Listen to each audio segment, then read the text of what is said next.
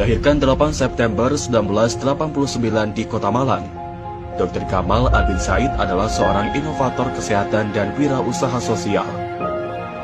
Di masa kuliahnya, Dr. Gamal Albin Said telah meraih 12 penghargaan ilmiah dari berbagai universitas ternama di Indonesia.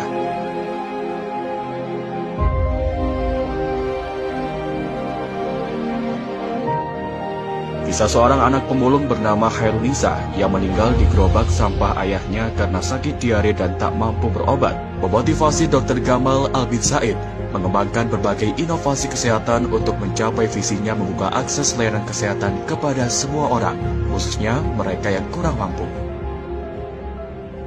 Berbagai inovasi yang telah dikembangkan, diantaranya klinik asuransi sampah, Inmed, dan siapapeduli.id. Berbagai inovasinya telah membantu masyarakat yang kurang mampu untuk bisa merasakan manisnya layanan kesehatan.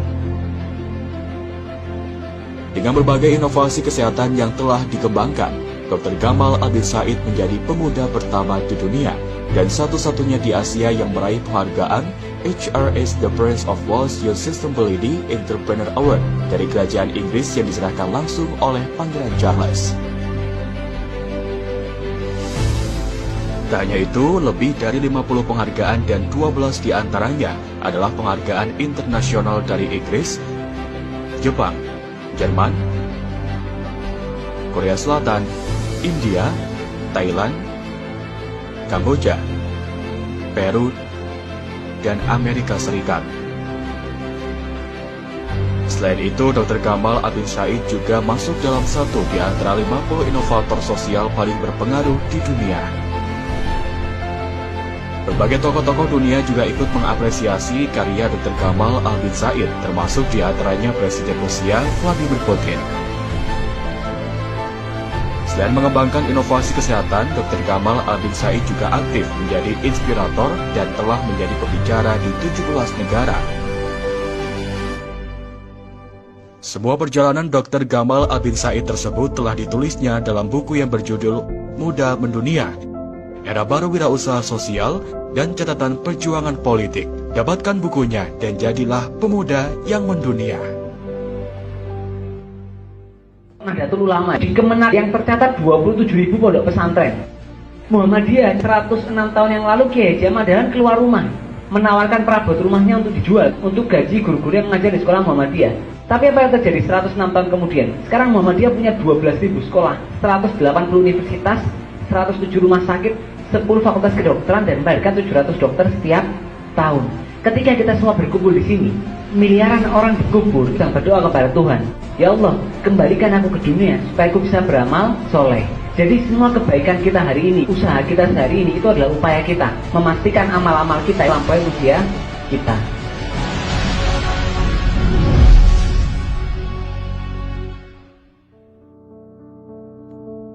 Dulu saya berpikir, kalau saya belajar keras saya jadi dokter. Kalau saya kerja keras saya bisa bangun perusahaan. Akhirnya saya sadar bahwa ada orang yang ikhtiarnya cukup, tapi hasilnya maksimal luar biasa sekali. Ada orang yang ikhtiarnya itu besar sekali, tapi hasilnya itu kecil sekali. Artinya ikhtiar itu prasyarat dan jangan sampai kita memberhalakan ikhtiar. Tapi ikhtiar itu adalah bagian dari upaya kita untuk memastikan bagaimana usaha-usaha dan cita-cita kita bisa tercapai. Oleh karena itu jangan pikir bekerja keras. Kapal yang berlabuh di pelabuhan itu aman, tapi bukan itulah tujuan dibuatnya kapal. Nikmatilah tantangan, karena di sanalah orang hebat, orang kuat, orang tangguh dibesarkan. Namanya Andrian Firdaus. Beliau aktivis, kawan saya di Fakultas Kedokteran Universitas Brawijaya. Aktif di lembaga pers, aktif di lembaga kerohanian. Masya Allah sekalian.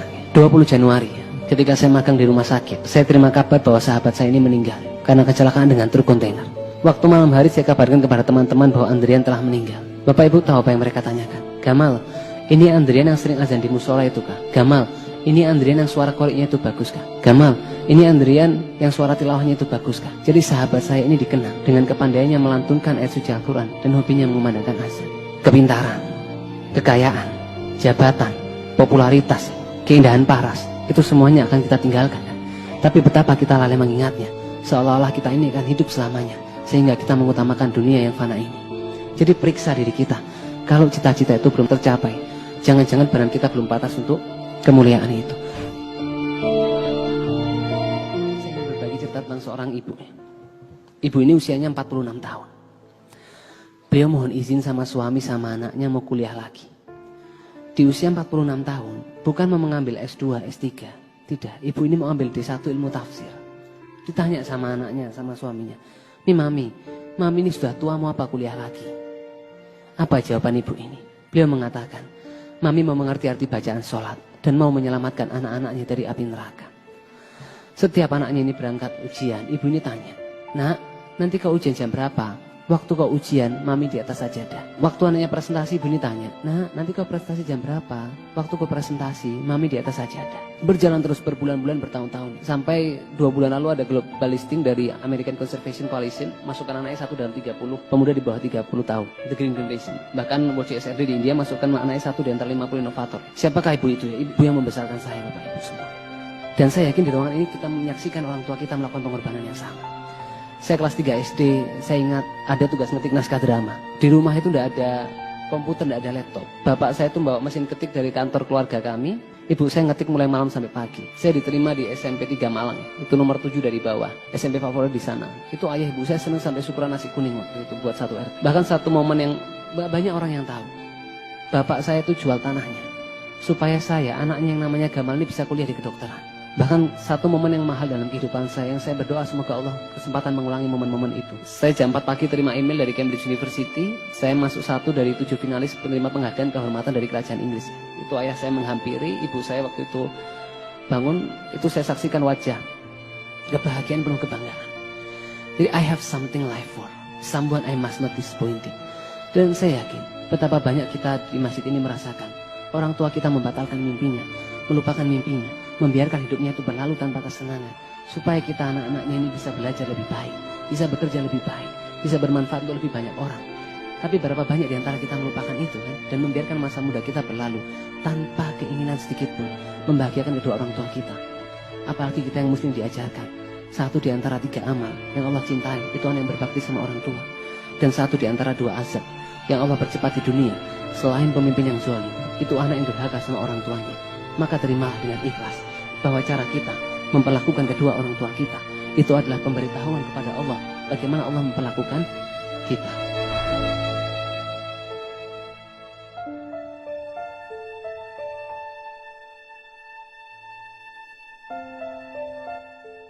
Kita harus menjaga hati kita. Istofti kolbak, mintalah fatwa pada hatimu. Hal-hal benar adalah apa-apa yang membuat hati ini tenang, dan hal-hal salah adalah apa-apa yang membuat hati ini gelisah. Biarkan semua yang kita lakukan itu tercukupkan dalam 2 kata untuk Allah. Barang siapa menjadikan Allah keterpesonaannya, maka dia akan mempesona bagi semua mata. Dan barang siapa Allah yang dia tuju, maka dunia akan datang kepadanya dalam keadaan tunduk.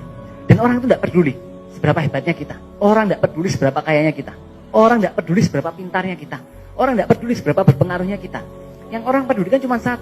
Apakah keberadaan kita memberikan manfaat buat mereka? Dan tidak peduli juga seberapa hebat kayak pintarnya kita. Kalau sekarang kita tidak tenang, bahagia itu pasti ada yang salah. Imam Al-Ghazali kan berpesan ya, semua manusia itu merugi kecuali mereka yang berilmu. Dan semua orang yang berilmu itu merugi kecuali mereka yang beramal. Dan semua orang yang beramal itu merugi kecuali mereka yang ikhlas. Kawan, masa depanmu ditentukan oleh bagaimana kamu menghabiskan waktumu setiap hari. Ingatlah bahwa tanda baiknya seseorang, dia meninggalkan apa yang tak berguna baginya. Oleh karena itu, tumbuhkanlah rasa bersalah jika kita menggunakan waktu untuk sesuatu yang tidak bermanfaat. Bayangkanlah setiap hari adalah hari terakhirmu, maka engkau akan penuh hormat dengan waktu. Teruslah bergerak, teruslah bergerak, teruslah bergerak, dan engkau akan menjadi pusara yang menarik kebaikan-kebaikan datang kepadamu. Banyak pekerjaan tidak akan berhasil di tangan orang-orang pintar, tapi ia akan berhasil di tangan para pekerja keras. Saya sering menemukan orang hebat yang gagal. Saya temukan banyak di antara mereka kikir bekerja keras dan tidak menyukai tantangan. Wa malazatu illa ba'da ta'ab. Tidak ada kenikmatan kecuali sesudah kepayahan. Tidak ada keberhasilan di masa tua yang didapatkan dengan kesenangan di masa muda. Bukankah keberhasilan akan lebih manis dan menyenangkan tatkala diawali dengan perjuangan yang lebih keras? Mana yang kau pilih, kawan? Lahir dari keluarga kaya, hidup bermanja-manja, bersenang-senang, bermalas-malasan, atau lahir dari keluarga sederhana, bekerja keras dengan tangan dan kaki sendiri, lalu mencapai keberhasilan yang mengagumkan dan memesona? Jika kita sudah bekerja dengan penuh keikhlasan dan kerja keras, lalu apa ada lagi yang lebih berarti?